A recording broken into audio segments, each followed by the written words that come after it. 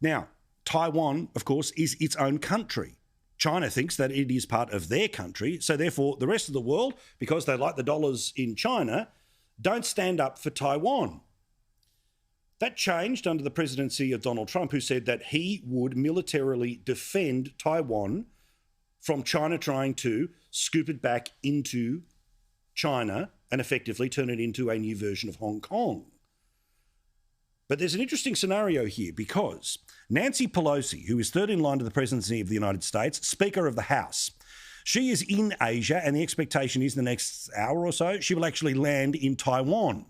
Now, the idea of even going to Taiwan is so offensive to the Chinese because it is a mere hint of a reference towards something like Taiwan being its own country that they responded, "We would like to tell the US once and again that China is standing by and the Chinese People's Liberation Army will never sit idly by. China will take resolute responses and strong countermeasures to defend its sovereignty." The suggestion being that if Nancy Pelosi landed on an Air Force jet, which she would, you know how there's Air Force One, this would be Air Force 3, 23 or 26, that would be considered a US invasion.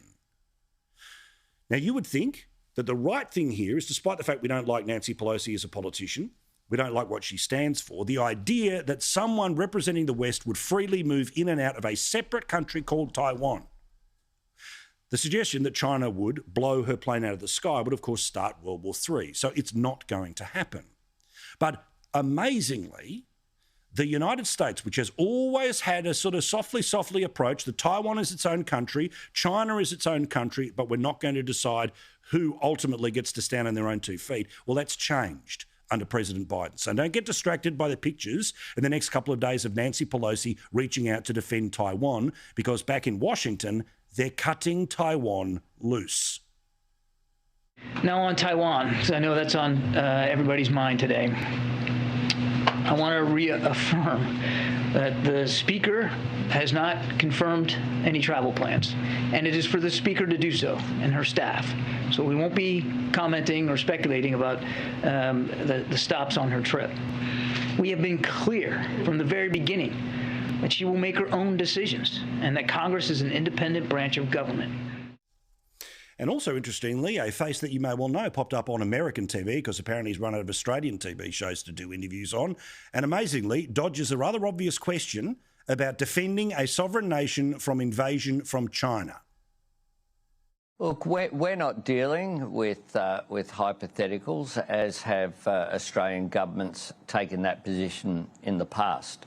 Australia supports a one China policy, but we also support the status quo when it comes to the issue of Taiwan, that people respect the existing structures which are there. So the United States and Australia will now ably sit by and watch China invade Taiwan, a country that is a country of its own size, of its own independence.